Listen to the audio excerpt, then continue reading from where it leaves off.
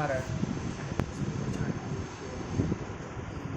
तो कर्म संज्ञा विधायक यह सूत्र है।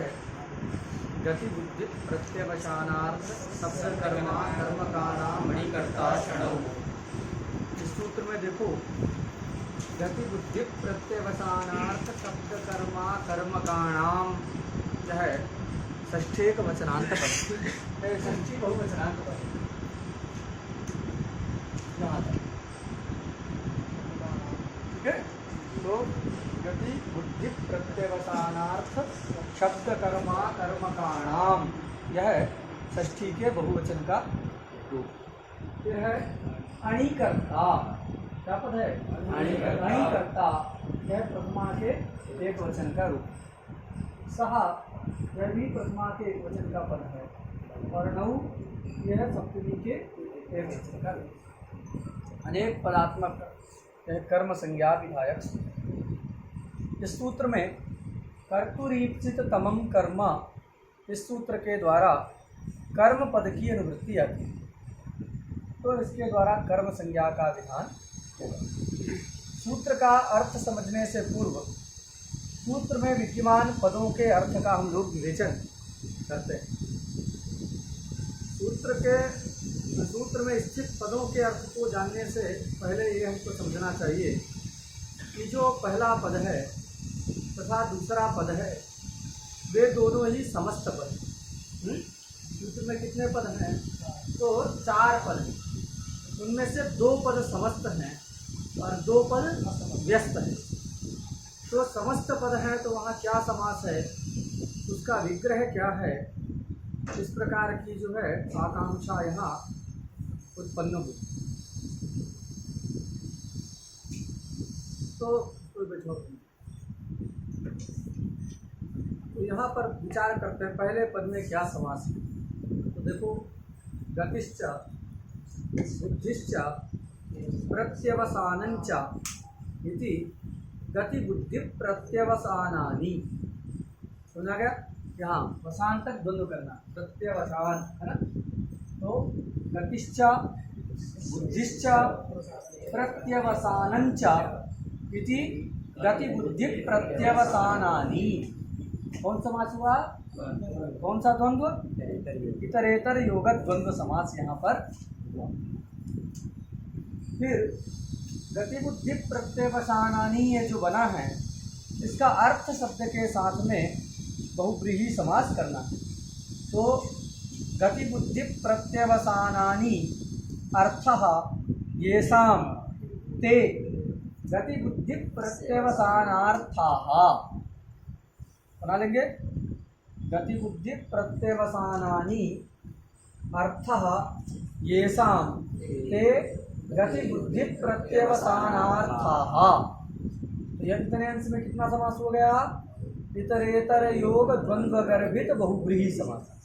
पहले गति बुद्धि प्रत्यवसानानि इतने अंश में इतरेतर योग द्वंद्व किए, फिर उसका अर्थ शब्द के साथ बहुव्रीहि समास किए, तो गति बुद्धि प्रत्यवसानार्थ इतने अंश में इतरेतर योग द्वंद्व गर्भित बहुव्रीहि समास हुआ है। ये हमको याद है। उसके आगे देखो, शब्द कर्मक, शब्द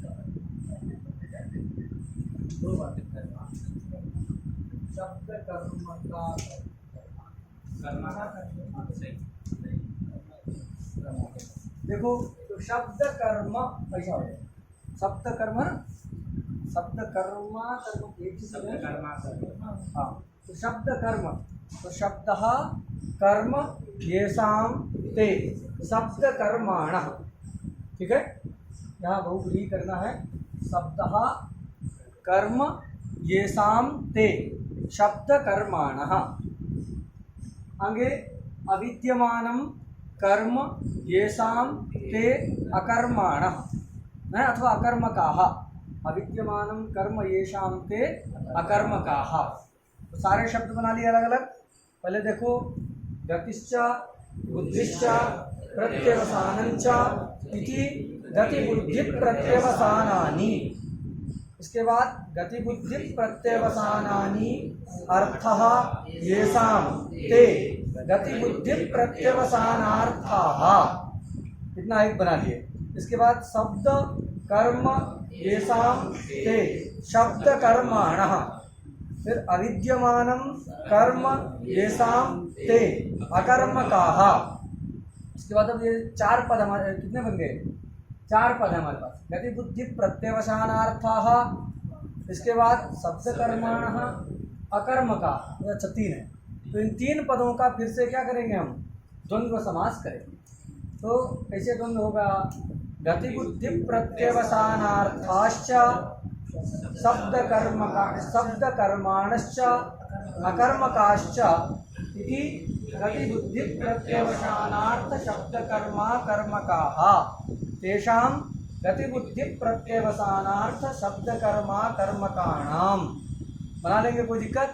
अब सारा लिखेंगे नहीं, लिखने में बहुत समय लगता है, तो इस प्रकार बोलने का अभ्यास करिए। तो ये पहला पद बन गया। आगे अणिकर्ता पद है। अणु कर्ता, नणि इति अणि तस्मिन् अणु, तो अणु कर्ता इति अणिकर्ता, यह एक समस्त पद है। यहाँ सप्तमी तत्पुरुष समास हुआ है। अणिकर्ता में कौन समास है? अणु कर्ता इति अणिकर्ता, इस प्रकार का अणिकर्ता का विग्रह है। बाकी सह और णौ, ये दोनों के पद, दोनों पद क्या हैं? ये असमस्त ही हैं, वहाँ विग्रह वगैरह की आवश्यकता। अब हम अर्थ पर विचार करते हैं। तो देखो, गति बुद्धि प्रत्यवसानानि तक हमने द्वंद्व किया। गतिश्चा बुद्धिश्चा प्रत्यवसानञ्च इति गति बुद्धि प्रत्यवसानानि, इस प्रकार का द्वंद्व किया। द्वंद्व करने के अनंतर गति बुद्धि प्रत्यवसानानि अर्थः येषां ते गति बुद्धि प्रत्यवसानार्थाः, इस प्रकार का बहुब्रीहि समास किया गया। हम लोग एक नियम जानते हैं, द्वंद्वान्ते श्रूयमाणं पदम प्रत्येकम अभिसंबध्यते। क्या नियम है? द्वंद्वान्ते श्रूयमाणं पदम प्रत्येकम अभिसंबध्यते। यहाँ इस नियम में जो अंत शब्द है वह अंत शब्द समीपार्थक है। तो द्वंद्व समास के समीप में श्रूयमाण जो पद होता है, उस पद का द्वंद्व घटकीभूत प्रत्येक पद के साथ संबंध हो जाता। तो यहाँ देखो, द्वंद्व कहाँ तक है? प्रत्यवसान तक। गतिश्चा बुद्धिश्चा प्रत्यवसानञ्च इति गति बुद्धि प्रत्यवसानानि, इतने में द्वंद्व है। उस द्वंद्व के समीप में श्रूयमाण पद क्या हो गया? अर्थ पद। कौन पद हो गया? अर्थ पद। उस अर्थ पद का द्वंद्व घटकीभूत जो गति बुद्धि प्रत्यवसान शब्द हैं, उन प्रत्येक के साथ अर्थ का संबंध हो जाएगा। तो गति के साथ जब अर्थ जुड़ गया तो क्या हो जाएगा? गत्यर्थ है, अथवा स्पष्ट वहाँ बहुब्रीहि है, इसको बताने के लिए का लगा सकते हैं। तो गत्यर्थक, गत्यर्थक धातु, फिर बुद्ध्यर्थक धातु और प्रत्यवसानार्थक धातु। ठीक है, 3 मिनट। गत्यर्थक, बुद्ध्यर्थक और प्रत्यवसानार्थक। तो गति मतलब तो गमनक क्रिया है, ये आप समझ रहे हैं, तो गत्यर्थक धातु। इसके बाद बुद्धि शब्द का उल्लेख। तो बुद्धि शब्द का अर्थ होता है ज्ञान। बुद्धि का अर्थ क्या होता है जी? ज्ञान। बुद्धि का मतलब होता है ज्ञान। अब ज्ञान 2 प्रकार का होता है, एक सामान्य ज्ञान, एक विशेष ज्ञान। तो यहाँ ज्ञानार्थक धातु लेना है। तो ज्ञान अर्थ को जो कह रही हो ऐसी धातु को लेना है। तो प्रश्न होगा, ज्ञान सामान्य को कहने वाली धातु लेना है ज्ञानार्थक धातु शब्द से, अथवा ज्ञान विशेष को कहने वाली धातु लेना है। ज्ञान सामान्य का मतलब क्या है? जो सभी ज्ञान को कहेगी। इस दुनिया का कोई भी ज्ञान हो, किसी भी प्रकार का ज्ञान हो, हर प्रकार के ज्ञान को कहने वाली जो धातु होगी वह जो है ज्ञान सामान्यार्थक धातु कहलाएगी। और कोई विशेष ज्ञान को कहने वाली जो धातु होगी वो सब ज्ञान विशेषार्थक धातु कहलाएंगी, ज्ञान सामान्यार्थक धातु नहीं कहलाएगी। जैसे वह जानता है अथवा मैं जानता हूँ, अहम जानामि, ये प्रयोग करें। अहम जाना, अब किसी भी प्रकार का हमको ज्ञान हो उसके लिए अहम जानामि मैं कह सकता हूँ कि नहीं? कह सकता हूँ। लेकिन पश्यति अथवा पश्यामि हम कहते हैं, अहम पश्यामि, तो पश्यामि कहने से भी ज्ञान ही हो रहा है ना। अरे देख रहा है तो ज्ञान हो रहा है कि नहीं? व्यक्ति जब देखता है तो उसको ज्ञान होता है। वो कैसा ज्ञान है? तो वह चाक्षुष ज्ञान, चक्षुर इंद्रिय के द्वारा जो ज्ञान होता है उस ज्ञान को क्या कहते हैं? चाक्षुष ज्ञान। तो जो दृश्य धातु है वह ज्ञान को तो बताती है किंतु सभी ज्ञान को नहीं बताती, केवल किसको बताती है? चाक्षुष ज्ञान की बोधिका। शब्दम शृणोमि, शब्द का ज्ञान हो रहा है कि नहीं जी? शब्दम शृणोमि आप कहते हैं तो आपको शब्द का ज्ञान हुआ, लेकिन वो जो शब्द का ज्ञान है तो श्रु धातु के द्वारा बोधित हो रहा है। और वह कैसा ज्ञान है? तो वह श्रावण प्रत्यक्ष है। जैसे यह चाक्षुष ज्ञान था, चक्षु से होने वाला चाक्षुष प्रत्यक्ष था, चाक्षुष ज्ञान था दृश्य धातु से होने वाला, उसी प्रकार श्रु धातु से जिसका हमको ज्ञान होता है उसको हम क्या कहेंगे? श्रावण प्रत्यक्ष अथवा श्रावण ज्ञान। श्रवण से हो रहा, श्रवण मतलब कान, जिससे सुना जाए। श्रूयते अनेन तत् श्रवणम, जिसके द्वारा सुना जाए। श्रूयते अनेन तत् श्रवणम, श्रवण मतलब कान है। कान मतलब ये नहीं, ये तो कवर है, अंदर जो है छिद्र है, वही जो है कर्ण होता है, कर्ण इंद्रिय होती है। तो यहाँ शृणोति इत्यादि कहने पर, शृणोति शृणोमि इत्यादि कहने पर वहाँ पर श्रावण ज्ञान का ही बोध हो रहा है। उसी प्रकार जिघ्रति, सूंघता है तो एक घ्राणज ज्ञान हो रहा है कि नहीं? उससे जो है घ्राणज ज्ञान हो रहा है। स्पृशति तो स्पर्शन ज्ञान हो रहा है। तो जो स्पृश धातु है वो ज्ञान सामान्य की बोधिका है कि ज्ञान विशेष की बोधिका है? मतलब केवल एक को बता रही। स्पृश धातु केवल स्पर्शन ज्ञान के लिए प्रयुक्त होती है, दृश्य धातु केवल जो है चाक्षुष ज्ञान के लिए प्रयुक्त होती है, श्रु धातु केवल श्रावण प्रत्यक्ष के लिए, श्रावण ज्ञान के लिए होती है। घ्री धातु है, जिघ्रति जो प्रयोग करते हैं, घ्रा, घ्रा गंधोपादाने, तो घ्रा धातु है वह केवल क्या है? घ्राणज प्रत्यक्ष के लिए होती है। इस प्रकार जो है ये सब धातु भी क्या है? ज्ञानार्थक हैं, किंतु क्या है? ज्ञान सामान्यार्थक नहीं है, ज्ञान विशेषार्थक। एक विशेष विशेष ज्ञान को ये बताते हैं। समझा गया कि नहीं? एक विशेष विशेष ज्ञान की बोधिका है, सभी ज्ञान की बोधिका ये सब धातु नहीं है। अतः ये सब धातु क्या कहलाएंगी? ये ज्ञान विशेषार्थक कहलाएंगी। लेकिन यहाँ बुद्धि शब्द से ज्ञान विशेषार्थक धातुओं को नहीं लेना। किसको लेना है? ज्ञान सामान्यार्थक धातु लेना। जैसे क्या है? बुध धातु है? बुध हो गई, बुध अवगमने, ज्ञा अवबोधने। तो इन सब के द्वारा सभी ज्ञान हो रहा है कि नहीं? ज्ञा जानामि, चाहे घटम जानामि तो भी हो जाएगा। रूपम जानामि चाक्षुष है। शब्दम जानामि सुन करके ज्ञान हुआ शब्द का। फिर गंधम जानामि, तो गंध तो घ्राणज प्रत्यक्ष का ही विषय है, उसके लिए भी ज्ञा धातु का प्रयोग होता है। तो जो ज्ञा धातु है, बुध धातु है, विद धातु है, ये सब धातुएं क्या हैं? ज्ञान सामान्यार्थक धातु। यहाँ बुद्धि शब्द का अर्थ है ज्ञान, किंतु यह हमको ध्यान में रखना चाहिए कि जो है ज्ञानार्थक धातु से कोई भी ज्ञानार्थक धातु नहीं लेना है, अपितु ज्ञान सामान्यार्थक है। जो ज्ञा, बुध, विद इत्यादि धातुएं हैं, उन्हीं धातुओं का ग्रहण यहाँ पर करना है। ज्ञान विशेष को बताने वाली श्रु, दृश्य, घ्रा इत्यादि स्पृश, इन सभी धातुओं का यहाँ ग्रहण नहीं करना है। यह हमको बुद्धि से याद। तो समझा गया? बुद्धिर्थक मतलब ज्ञानार्थक, ज्ञानार्थक मतलब ज्ञान सामान्यार्थक, ये जो आपको याद। इसके बाद आता है प्रत्यवसान। एक नया शब्द सा लग रहा है। अवसान तो आप जानते हैं, विरामोवसानम है, विरामोवसानम सूत्र है, तो अवसान संज्ञा है। तो अवसान तो मालूम था, ये प्रत्यवसान क्या है? प्रति भी लग गया। देहावसान भी जानते थे, समाप्त हुए हैं, देहावसान है। प्रत्यवसान वो तो अवसान है। यहाँ प्रत्यवसान का मतलब क्या है? तो प्रत्यवसान शब्द का अर्थ होता है भक्षण, खाना। वस्तु नहीं, जो क्रिया करते हैं ना, उस क्रिया को प्रत्यवसान है, भक्षण। अब हिंदी में क्या है ना, शब्द कम है, तो खाना हैं, कहते से खाना से वो वस्तु भी हो जाती है, जो पदार्थ है उसका भी बोध होता है, खाना सामने रखा है। और खाना क्या है, क्रिया भी है ना। खाना शब्द जो है, जो पदार्थ है, वस्तु है, उसके लिए भी प्रयुक्त होता है, और क्रिया भी के लिए भी खाना का प्रयोग होता है। संस्कृत में ऐसा जो है नहीं, तो उसके लिए तो बहुत सारे शब्द हैं। तो यहाँ याद रखना है कि प्रत्यवसानम मतलब भक्षणम, भक्षणम इत्युक्ते भक्षण क्रिया। बात सुना गया? तो क्या कितना अर्थ हो जाएगा? अब क्या अर्थ करेंगे?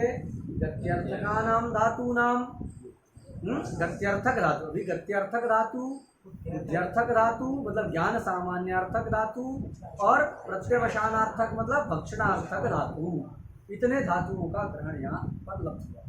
उसके आगे बढ़ते हैं तो आगे शब्द है शब्द कर्मक। तो शब्द कर्मक का क्या विग्रह किए थे? शब्द कर्म येषाम ते शब्द कर्म का, शब्द कर्मण ऐसा कहते। शब्द कर्म येषाम ते शब्द कर्मण। तो अब कर्म का मतलब क्या है? शब्द का मतलब तो हम जान रहे हैं, लेकिन कर्म का मतलब क्या है? हैं? क्यों ऐसा प्रश्न हो रहा है? क्योंकि कर्म शब्द जो है बहुत सारे अर्थ को कहता है। कर्म शब्द लोग कहते हैं कुछ कर्म करो, पड़े रहते हो। कर्म मतलब कुछ क्रिया किया करो, कर्म करते रहना चाहिए, मतलब क्रिया करते रहना चाहिए। पढ़ने वाली क्रिया हो, चाहे सोना तो नहीं है ज़्यादा। तो कर्म का मतलब ये क्या होता है? क्रिया। कर्म का मतलब क्रिया ऐसा होता है। और कर्म व्याकरण में भी हम पढ़ रहे हैं कि कर्म जो है कारक विशेष को कहता है कि नहीं? तो कर्म शब्द क्या हो गया?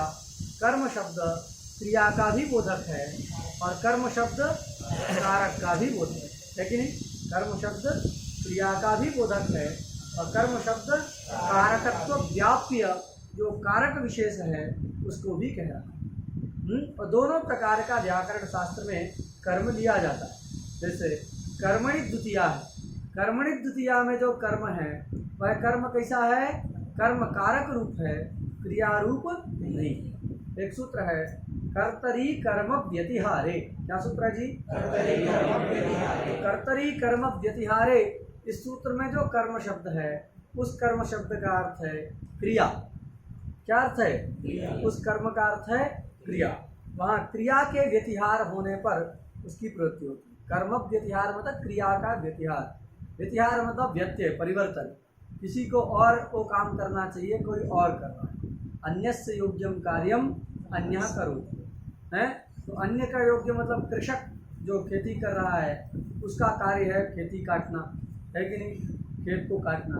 अब पीएचडी करने के बाद फिर खेत काटे, और जो कुछ नहीं पढ़ा लिखा है वो उस यूनिवर्सिटी में प्रोफेसर हो जाए, पढ़ाए, तो कर्म में व्यत्यय हो गया कि नहीं? कर्म तक क्रिया। तो अन्य के योग्य कर्म जो बिल्कुल पढ़ा लिखा नहीं है उसको खेती करना चाहिए। वो खेती करने वाले व्यक्ति को कहाँ रख दिया गया? यूनिवर्सिटी में पढ़ाने के लिए रख दिया गया।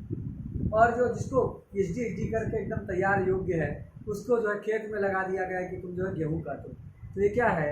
अन्य का योग्य जो कर्म है, जो पढ़े लिखे व्यक्ति का कर्म क्या है कि वो पढ़ाए, उसके योग्य कर्म को कोई कृषक कर रहा है।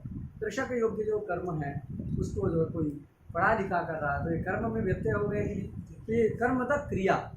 तो कर्तरी, अभी हमारा इतना ही तात्पर्य है कि कर्तरी कर्म व्यतिहारे, इस शास्त्र में जो कर्म शब्द का ग्रहण है उस कर्म के द्वारा कर्म कारक नहीं लेना है, अपितु कर्म शब्द से क्रिया अर्थ लिया जाता है।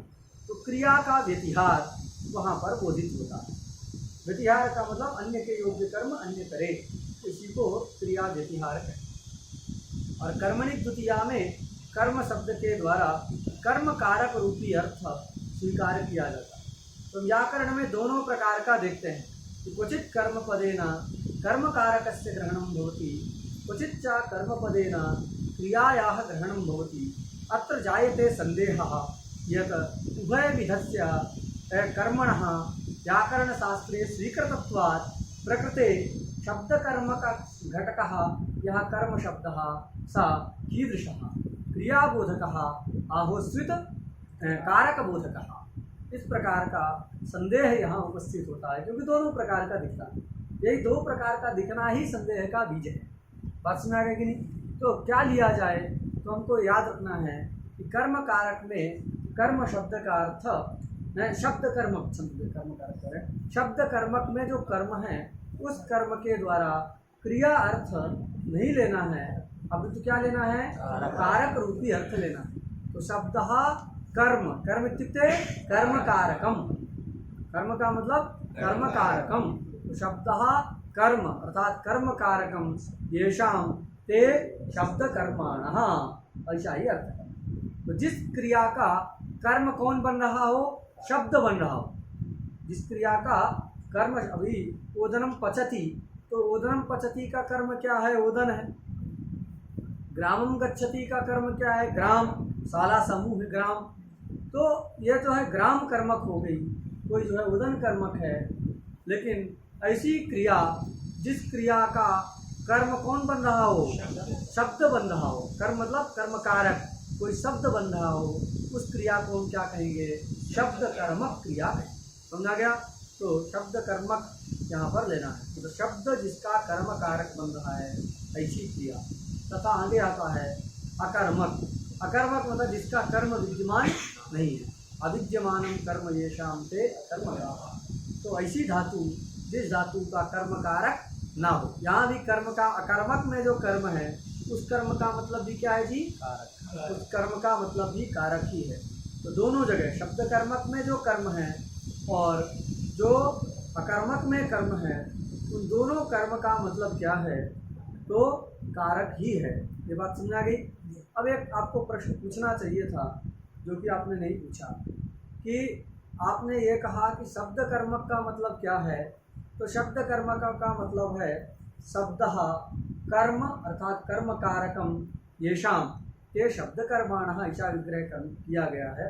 कर्म शब्द के द्वारा कर्म कारक अर्थ को लेना है, क्रिया अर्थ को नहीं लेना है, ऐसा हमने बताया। तो आपको पूछना चाहिए था, तो दोनों प्रकार का कर्म व्याकरण में लिया जाता है, क्रियाबोधक भी कर्म लिया जाता है, कर्म कारक भी लिया जाता है, तो इस एक का आपने निश्चय किया, इसमें प्रमाण क्या है, अन्यतर का निर्धारण कर रहे हैं, दो में से यही लेना है, इसका ये आप जाने कैसे, इसका निर्धारण कैसे किए, तो ये जो है आपको पूछना चाहिए था। चलो नहीं पूछे हो फिर भी हम बता देते हैं कैसे जाने। तो देखो, दो प्रकार के शब्द होते हैं, कुछ शब्द संज्ञाएं क्या होती हैं, कुछ कृत्रिम संज्ञाएं होती हैं और कुछ जो है अकृत्रिम होती है।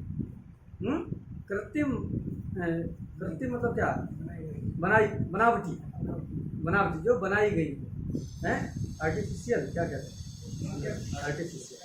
कृत्रिम मतलब आर्टिफिशियल, और जो अकृत्रिम मतलब नेचुरल है, आर्टिफिशियल कहते हैं। चलो जो भी कहता है, अंग्रेजी में नहीं पढ़ा रहा हूँ जी, जिस दिन पढ़ाऊँगा तो मैं सब देख करके ठीक ठीक पढ़ाऊँगा है, अभी तो ये मैं संस्कृत पढ़ा रहा हूँ। तो कृत्रिम मतलब क्या होता है, आर्टिफिशियल मतलब बनावटी, जो ओरिजिनल नहीं है, डुप्लीकेट है, उसके लिए हम क्या कहते हैं, कृत्रिम शब्द का प्रयोग। अकृत्रिम मतलब नेचुरल, जो स्वाभाविक है, वो जो है अकृत्रिम कहलाता है।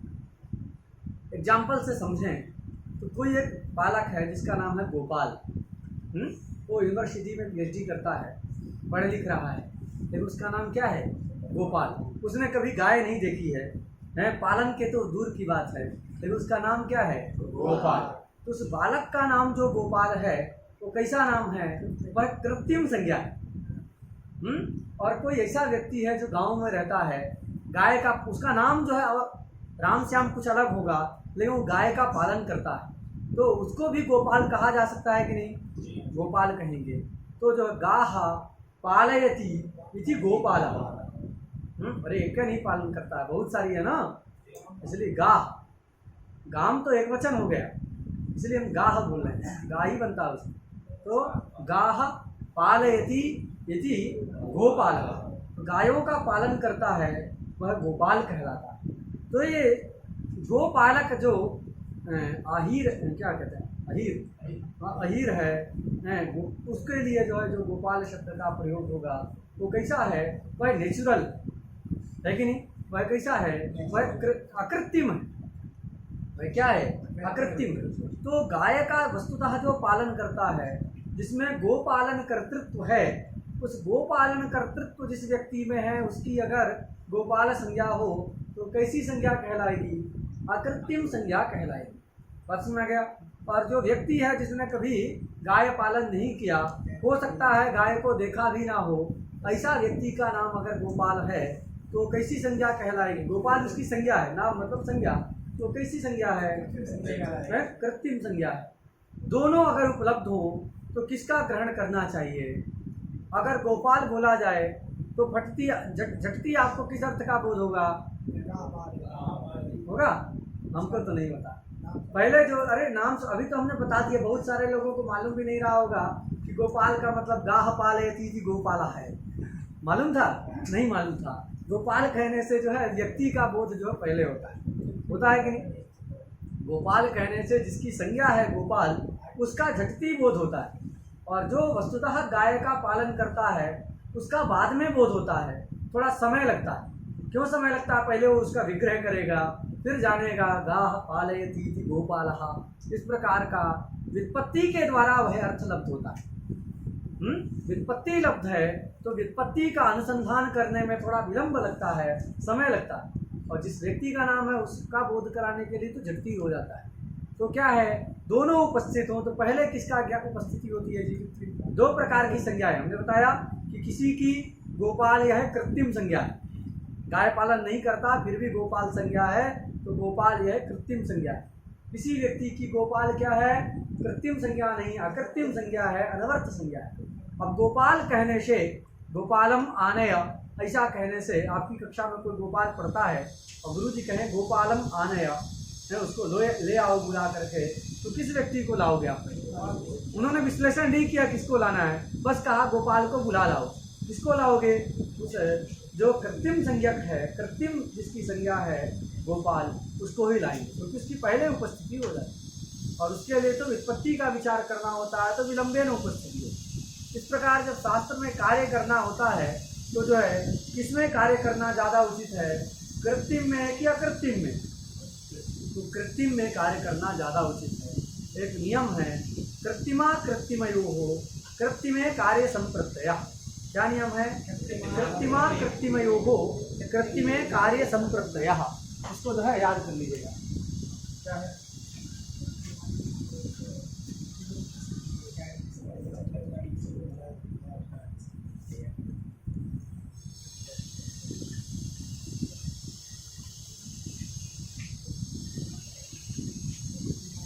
कृत्रिमयोः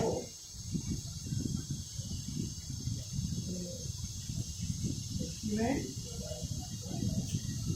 कार्य संप्रत्ययः। समझा गया? कृत्रिमा कृत्रिमयोः कृत्रिमे कार्य संप्रत्ययः। कृत्रिम और अकृत्रिम दोनों यदि सुलभ हो रहे हों, उनमें से किसमें कार्य करना ज़्यादा उचित है? कृत्रिम का। क्यों? क्योंकि उसकी शीघ्र उपस्थिति हो रही है, और शीघ्र जिसकी उपस्थिति होती है उसको हम कहते हैं अंतरंग है, और जिसकी विलंबेन उपस्थिति होती है उसको क्या कहते हैं? उसको बहिरंग कहते हैं। आपके यहाँ कोई संकट आ जाए तो आपका भला ही लड़ाई हो, लेकिन आपका भाई होगा, आपके कोई रिश्तेदार होंगे, वो पहले खड़े रहेंगे, आपका मित्र है वो पहले रहेगा, बाकी लोग बाद में आएंगे। क्यों? क्योंकि वो अंतरंग है, जो पहले उपस्थित होता है उसको क्या कहते हैं? अंतरंग कहते हैं। तो शीघ्रोपस्थित होता है, शीघ्रोपस्थित निमित्तकत्वम अंतरंगत्वम, और जो विलंबेन उपस्थित होता है उसको क्या कहते हैं? बहिरंग कहते हैं। तो जो कृत्रिम है उसकी पहले उपस्थिति हो, बात समझा गया? क्योंकि वो रूढ़ होता है। गोपाल शब्द जो है उस व्यक्ति विशेष में रूढ़ है वहाँ जो है, और जो नाम नहीं है लेकिन गाय का पालन करता है उसमें जो गोपाल शब्द का प्रयोग होगा उस व्यक्ति के लिए वह यौगिक है। यौगिक मतलब प्रकृति प्रत्यय के द्वारा ही बोधित होता है। गाह पालयति इति गोपालः, तो गाय का जो पालन करता है उसके लिए जो गोपाल शब्द का प्रयोग होगा वह यौगिक शब्द कहलाएगा, और जो व्यक्ति गाय पालन नहीं करता है उसका नाम यदि गोपाल है और गोपाल शब्द का प्रयोग करते हैं तो क्या है? वो जो है रूढ़ शब्द कहलाएगा। और दोनों में से पहले उपस्थिति किसकी होती है? रूढ़ की ही होती है, क्योंकि उसमें प्रकृति प्रत्यय का विवेचन नहीं करना पड़े। यौगिक अर्थ समझने के लिए तो पहले क्या प्रकृति है, क्या प्रत्यय है, प्रकृति का क्या अर्थ है, प्रत्यय का क्या अर्थ है, फिर अन्वय कैसे होगा, ये सब विचार करेंगे तब यौगिक अर्थ की उपस्थिति होगी। तो यौगिक अर्थ विलंबेन उपस्थित होता है, रूढ़ अर्थ शीघ्र उपस्थित होता है। अतः जहाँ कहीं दोनों वाली स्थिति हो तो वहाँ पर रूढ़ को लेते हैं। एक नियम भी इसी को लेकर के कहा जाता है, योगात रूढ़िर बलीयसी। एक नियम सब जगह लगता है, चाहे मीमांसा हो, चाहे व्याकरण हो, चाहे न्याय हो। योगात रूढ़िर बलीयसी, योग की अपेक्षा, यौगिक की अपेक्षा रूढ़ि जो शब्द होता है वो क्या होता है, बलवान होता है। योगात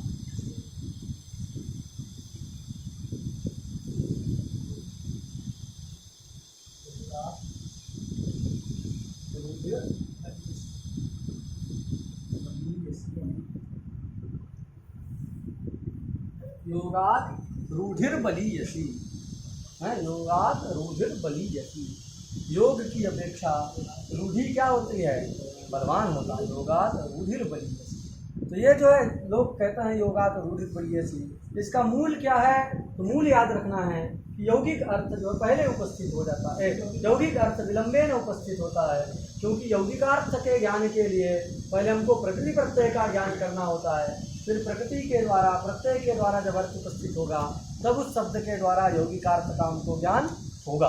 किंतु जो रूढ़ अर्थ होता है वो शीघ्र उपस्थित हो जाता है। तो शीघ्र उपस्थित जो अंतरंग है, तो इसलिए अंतरंग बलवान भी होता है ना, अंतरंग बहिरंग दोनों हो तो अंतरंग ज़्यादा बलवान होता है। असिद्धम बहिरंगम अंतर्भेद, ये भी एक परिभाषा है कि अंतरंग जो है ज़्यादा बलवान होता है। अरे आपको कहीं किसी की नियुक्ति करनी होगी तो दो व्यक्ति आए, जो एक अंतरंग हो, आपका परिचित हो, सुपरिचित हो, और एक जो परिचित ना हो, आप किसको करेंगे, परिचित को करेंगे। लेकिन करना नहीं चाहिए, करना तो उसको चाहिए जो योग्य हो। किसको करना चाहिए, जो योग्य हो उसको करना चाहिए। नहीं तो सब मटिया मेट कर देगा, परिचित होने से काम नहीं करेगा, तो सुयोग्य को करना चाहिए। लेकिन अन्य कार्य में तो ये नियम लगता है, अन्य कार्य में तो ये लगता है कि जहाँ दो लोग हों तो अंतरंग को कार्य किया जाता है, बहिरंग को नहीं किया जाता। तो ये विलंबेन उपस्थित हो रहा है, इसीलिए जो है यौगिक को छोड़ देते हैं, रूढ़ को देते हैं। तो इसका भी मूल क्या है, यही कृत्रिमा कृत्रिमयो हो, कृत्रिमे कार्य संप्रत्यय, यही मूल।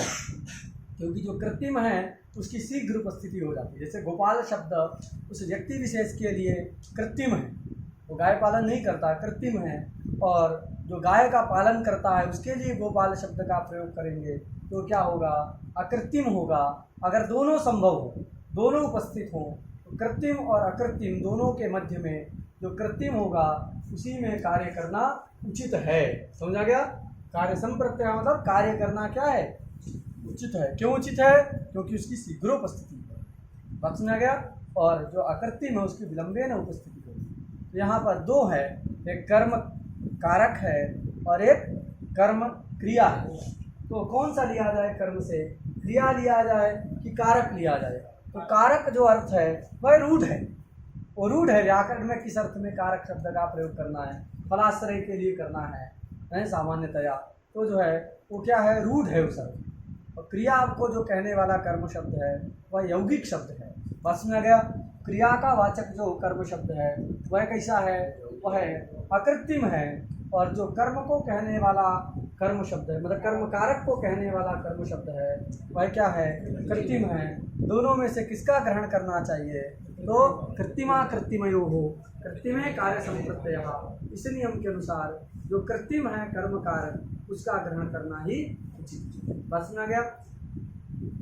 एक दूसरा समाधान भी उपलब्ध होता है, क्या कहते हैं कि अगर कर्म शब्द का अर्थ क्रिया होता, मान लो हो, तो अर्थ क्या होगा, शब्द कर्मक का मतलब क्या होगा, तो शब्द कर्मक शब्द का अर्थ होगा शब्द क्रियात्मक धातु, यही ना होगा।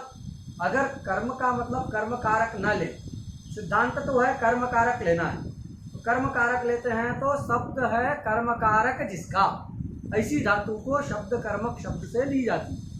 किंतु अगर कर्म शब्द का अर्थ कारक ना हो करके क्रिया ही मान लिया जाए तो हानि क्या है और अर्थ क्या होगा, ये सब हमको विचार करना।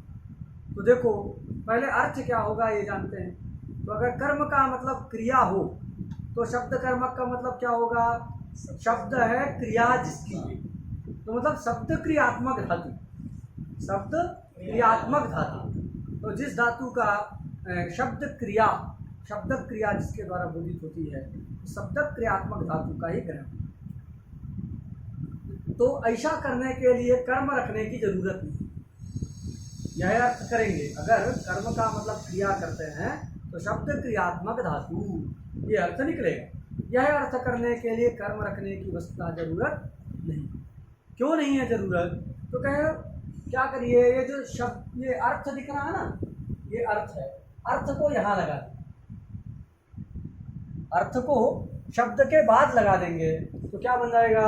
गति बुद्धि प्रत्यवसान शब्दार्था कर्मकाणाम, बीच कर्म हटा दीजिए। अब अर्थ का संबंध किसके साथ हो जाएगा? शब्द के साथ भी हो जाएगा। तो शब्दार्थक धातु निकल गए कि नहीं?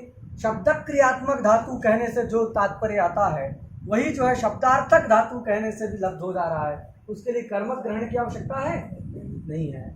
ये कर्मक ग्रहण किया गया, यही बताता है यहाँ पर कर्म शब्द के द्वारा क्रिया रूपी अर्थ नहीं लेना है। अगर वह अर्थ लेना होता तो यहाँ ये शब्द को अर्थ के पहले पाठ कर देते और गति बुद्धि प्रत्यवसान शब्दार्थ अकर्मकाणाम शब्दार्थ अकर्मकाणाम ऐसा ही सूत्र बना देते, अलग से कर्म ग्रहण करने की आवश्यकता नहीं होती। तो शब्दार्थक अर्थ जुड़ जाता उसके साथ भी, क्योंकि अर्थ से पहले रहता, तो शब्दार्थक धातु इस अर्थ का लाभ हो जाता। वही अर्थ शब्द क्रियात्मक से भी लब्ध होता है, किंतु पृथकतया कर्म का ग्रहण किया गया। इससे पता चलता है कि कर्म के द्वारा क्रिया अर्थ नहीं लेना है, अपितु क्या लेना है? कारक अर्थ लेना है। बात सुना गया? तो अब सब प्रत्येक पद का अर्थक ज्ञान हो गया हमको। गति मतलब गत्यर्थक धातु, अर्थ जोड़ देना सब जगह।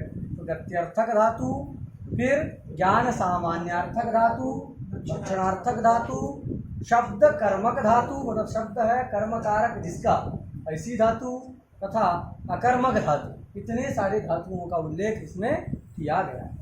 आगे थोड़ा सा बढ़ते हैं। देखो एक अलग शब्द है अणिकर्ता। तो देखो दो प्रकार की धातुएं होती हैं। इसको समझने से पहले ये जानिए कि दो प्रकार की धातु होती है। पहली शुद्ध धातु, दूसरी, तो देखो दो प्रकार की धातु होती है, एक शुद्ध धातु और एक प्रत्ययांत धातु।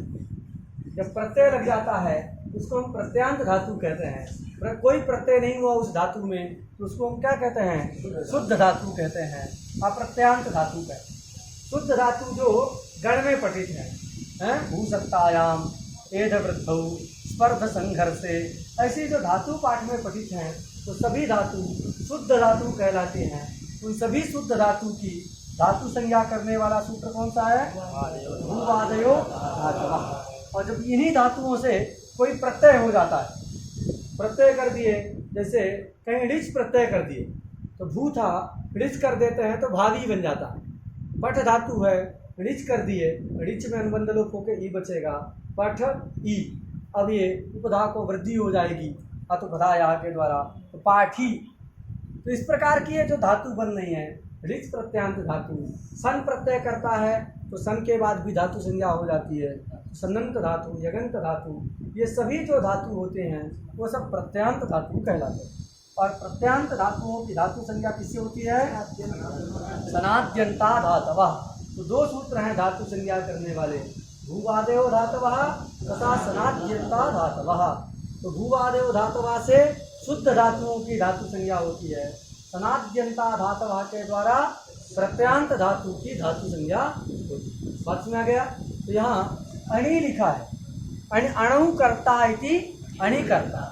अणुकर्ता का मतलब क्या है? जहाँ पर ऋच उत्पन्न नहीं हुआ, ऋच उत्पन्न नहीं हुआ। अभी तो आप लोग पढ़ रहे हैं तो क्या धातु का प्रयोग करेंगे? पठंती, पढ़ धातु का। अब आप पढ़ रहे हैं तो कोई पढ़ा रहा है, अब पढ़ा रहे हैं तो वो कहना है तो उसके लिए हम ऋच का प्रयोग करेंगे।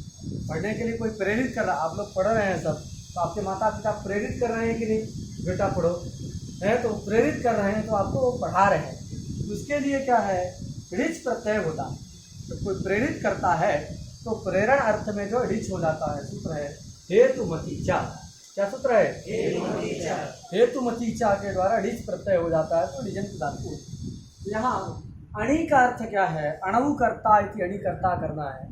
अणुकर्ता का अभिप्राय है जिस समय ऋच प्रत्यय उत्पन्न नहीं हुआ, तो ऋच के अनुत्पन्न रहने पर जो धातु रहे, ऋच उत्पन्न नहीं हुआ तो ऋच के अनुत्पन्न होने पर जो शुद्ध धातु है, तो शुद्ध धातु का वाच्य जो क्रिया है, क्योंकि धातु ही क्रिया नहीं है ना, धातु का अर्थ क्रिया, क्रिया की धातु संज्ञा होती है। तो धातु संज्ञा शब्द की है, धातु संज्ञा शब्द की है, और धातु तो एक शब्द है। शब्द मतलब धातु क्या है? क्रिया। शब्द की बोलिए क्या? अर्थ की। क्रिया रूपी जो अर्थ है, उस क्रिया रूपी अर्थ की ही धातु संज्ञा होती है। बात सुना गया? किसकी होती है? क्रिया रूपी अर्थ की धातु संज्ञा होती है। तो ये अर्थ की संज्ञा है। तो याद रखना है कि कर्ता किसका होगा? क्रिया का होगा। धातु का कोई कर्ता नहीं होता। धातु तो शब्द है, उसका थोड़ी कोई कर्ता हो।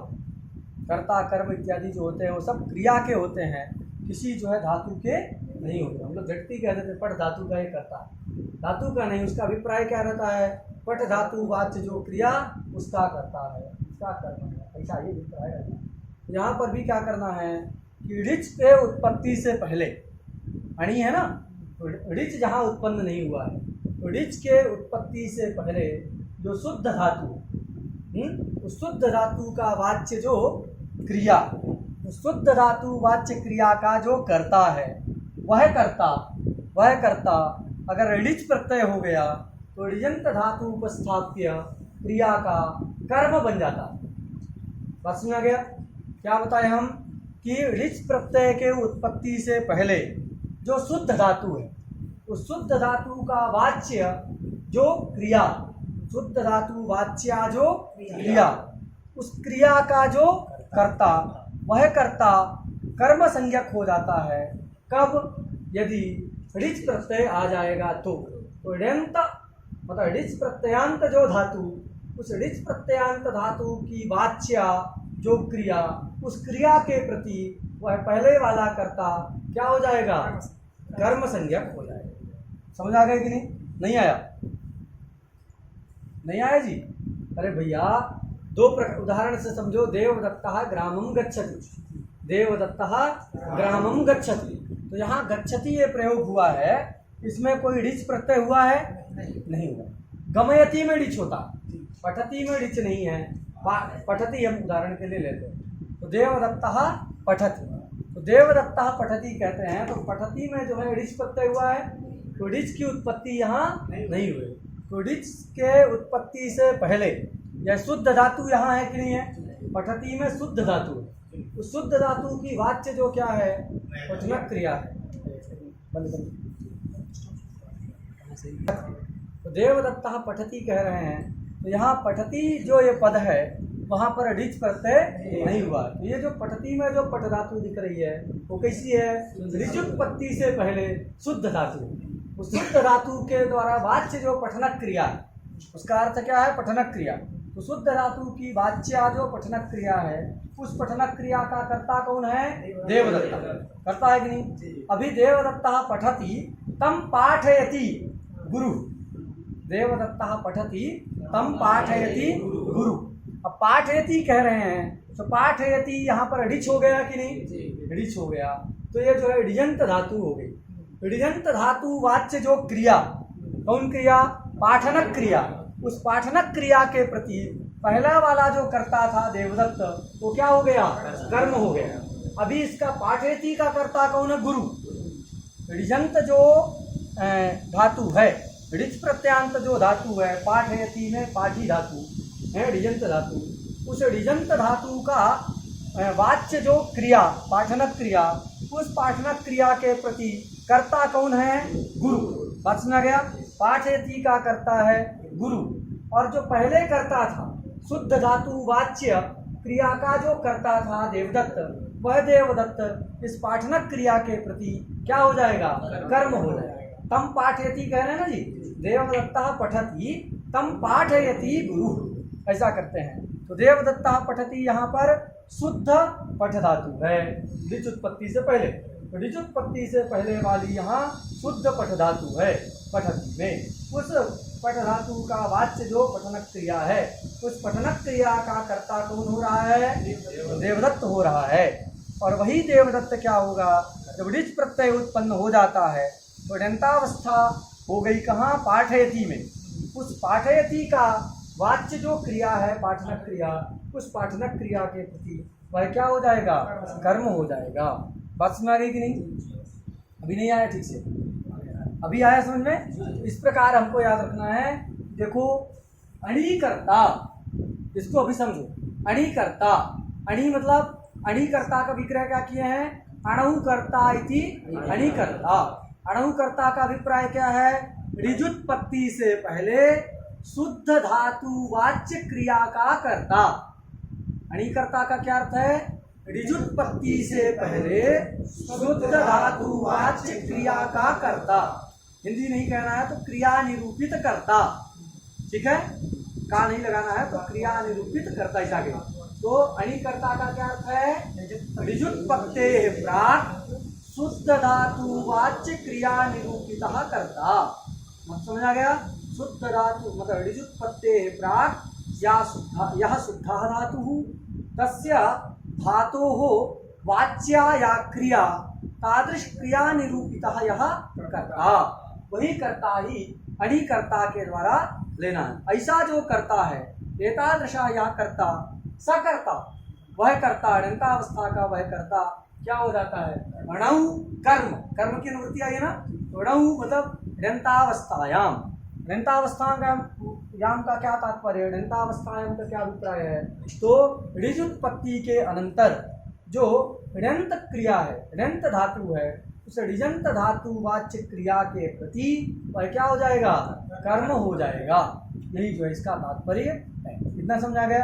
अब पूरा सूत्र का अर्थ क्या हुआ ये हम विचार करते हैं, क्योंकि ये तो हमने बता दिया कि अणंतावस्था का जो कर्ता है मतलब ऋजुत्पत्ति से पहले जो शुद्ध धातु, उस शुद्ध धातु की वाच्या जो क्रिया, उस क्रिया के प्रति जो कर्ता है वह कर्ता क्या होता है? ऋजुत्पत्ति के हो जाने पर ऋंत धातु वाच्य क्रिया के प्रति कर्म हो जाता है। तो क्या सब जगह हो जाता है? तो ग्रंथकार कहते हैं नहीं, सब जगह ये नहीं होता। कहाँ कहाँ होता है? तो जहाँ ये सब धातुएं रहेंगी वहीं पर होता है। कौन कौन? तो गत्यर्थक धातु, बुद्ध्यर्थक धातु, भक्षणार्थक धातु, शब्द कर्मक धातु और अकर्मक धातु। इतनी सारी धातुओं को ही लेना है, इसके अतिरिक्त धातु नहीं लेना है। तो क्या कहोगे कि पूरा अर्थ अगर बोला जाए एक साथ तो कैसे बोलना है? गत्यर्थक, बुद्ध्यर्थक, भक्षणार्थक, शब्द कर्मक तथा अकर्मक ये धातु कैसी हैं? अगर ऋच उत्पन्न इनसे नहीं हुआ है तो ऋजुत्पत्ति के पहले ये सब शुद्ध धातु यदि हैं, इनमें से कोई एक शुद्ध धातु है, उस शुद्ध धातु वाच्य क्रिया का जो कर्ता होगा वह कर्ता ऋजुत्पत्ति के अनंतर जो धातु वाच्य क्रिया है उसके प्रति कर्म संज्ञक हो जाता है। बात समझ आ गया? यह सूत्र का अर्थ हमको करना है।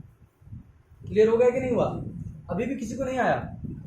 चलो इसको जो है बढ़िया से अभ्यास करना है कि गत्यर्थक धातु नाम एक ही नहीं है ना, बहुत सारी हो सकती है। गति अर्थ को कहने वाली बहुत सारी धातु हो सकती है। तो गत्यर्थक धातु नाम, बुद्ध्यर्थक धातु नाम, लक्षणार्थक धातु नाम, शब्द कर्मकाणाम धातु नाम, अकर्मकाणाम धातु नाम ऋजुत्पत्तेः प्राक् शुद्ध धातु वाच्यायाः क्रियायाः यः कर्ता सा ऋजुत्पत्तेः अनन्तरं ण्यन्त धातु वाच्य क्रियां प्रति कर्म संज्ञको भवति।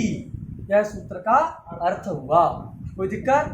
तो ये सूत्र का अर्थ हम लोग समझ गए और इसके साथ साथ इसमें जो पद आए हैं उनके सार्थक के मतलब उन पदों का क्या क्या अर्थ है ये भी हम लोग ठीक से समझ गए। एक उदाहरण यही हमने देखा कि देवदत्ता, अभी क्या है? गच्छति, इसको ले। पठति छोड़ो क्योंकि पठ का शब्द कर्मक में कर सकते हैं, नहीं तो भी छोड़ो, गच्छति ले। तो देवदत्ता गच्छति। अब देवदत्ता गच्छति है तो यहाँ पर देखो ऋजुत्पत्ति नहीं हुई ना, तो ऋजुत्पत्ति से पहले की क्रिया और गत्यर्थक धातु है, पहला वाला घटा रहे हैं। तो गत्यर्थक धातु हो गई गम धातु, वह तो देवदत्तः गच्छति में गम धातु है, और वह क्या है ऋजुत्पत्ति से पहले की है, तो णित धातु मतलब शुद्ध धातु हो। तो शुद्ध धातु वाच्य जो क्रिया, उस क्रिया का कर्ता है देवदत्त। वह कर्ता कब णित धातु वाच्य क्रिया के प्रति कर्म संज्ञक हो जाएगा। देवदत्तः गच्छति तम गमयति यज्ञदत्तः, ऐसा करेंगे तो देवदत्त की कर्म संज्ञा हो जाएगी। कर्म संज्ञा हो जाने पर क्या होगा, उससे द्वितीया होकर के देवदत्तम गमयति यज्ञदत्तः, ऐसा जो है वाक्य बनेगा। समझ आ गया कि नहीं। इस प्रकार जो हमको सब जगह आगे करना। अन्य जो उदाहरण हैं उन सबको जो है हम लोग कल की कक्षा में पढ़ेंगे। यहाँ जो ध्यान रखना है इसको कि यहाँ क्या होता है, कर्म संज्ञा क्यों कर रहे हैं, क्योंकि दोनों करता है ना जी।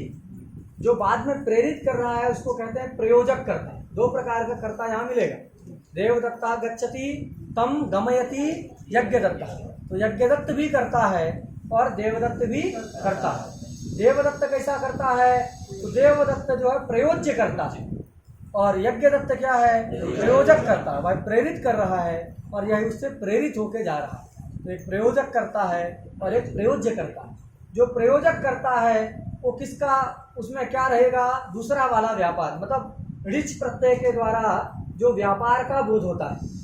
अभी देखो गच्छति का अर्थ क्या करते हैं, संयोगानुकूल व्यापार, और जब गमयति करते हैं तो क्या होता है, वहाँ संयोगानुकूल व्यापारानुकूल व्यापार ऋच कर देते हैं तो एक व्यापार और भी जुड़ जाता है।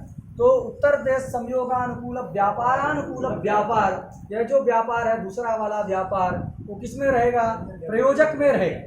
समझा गया। और उससे जन्य फल क्या है, उत्तर देश संयोगानुकूल व्यापार, ये व्यापार पहला व्यापार है वो देवदत्त में रहे। तो दोनों व्यापार के आश्रय हो गए तो दोनों करता है कि नहीं। दो व्यापार है भैया, गमयति कहते हैं तो यहाँ दो धातु मानी जाती है, एक शुद्ध धातु भी है और एक ऋजंत धातु भी है। शुद्ध धातु है गम, उसका अर्थ है उत्तर देश संयोगानुकूल व्यापार, और जो ऋजंत धातु है गमी, उसका अर्थ क्या है, उत्तर देश संयोगानुकूल व्यापारानुकूल व्यापार। तो यह जो द्वितीय व्यापार है वह प्रयोजक कर्ता में रहे। तो द्वितीय व्यापार का आश्रय जो प्रयोजक है यज्ञदत्त, वह भी करता है। और धात्वर्थ मतलब शुद्ध धातु जो है उसका वाच्य क्रिया जो व्यापार है उसका आश्रय देवदत्त आदि होगा, वह भी करता है, दोनों करता। लेकिन जो प्रयोजक करता है वह तीन के द्वारा उक्त हो जाता है। गमयति कह रहे हैं ना, देवदत्तम ग्रामम गमयति यज्ञदत्तः। तो ये गमयति में जो तिंग आया है वो कर्ता अर्थ में आया है, उसके द्वारा कौन सा कर्ता उक्त होगा, तो जो प्रयोजक करता है वही उक्त होता है। तो प्रयोजक कर्ता उक्त हो गया तो उसमें प्रथमा आ गई यज्ञदत्ता। प्रयोज्य कर्ता उक्त नहीं हुआ तो उसमें जो है अनुक्त करता है। अनुक्त करता है तो तृतीया प्राप्त रहेगी। क्या प्राप्त रहेगी, कर्तृकरणे उस तृतीया से तृतीया प्राप्त रहेगी। उसको रोकने के लिए गतिबुद्धि सूत्र लगता है, और यह उसकी कर्म संज्ञा कर दिया प्रयोज्यकर्ता की, तो प्रयोज्यकर्ता से फिर द्वितीया आ जाती है। तो देवदत्तम ग्रामम गमयति यज्ञदत्तः इत्यादि प्रयोग बनते हैं। इनके जो उदाहरण पुस्तक में दिए हैं उन पर हम लोग कल विचार करेंगे।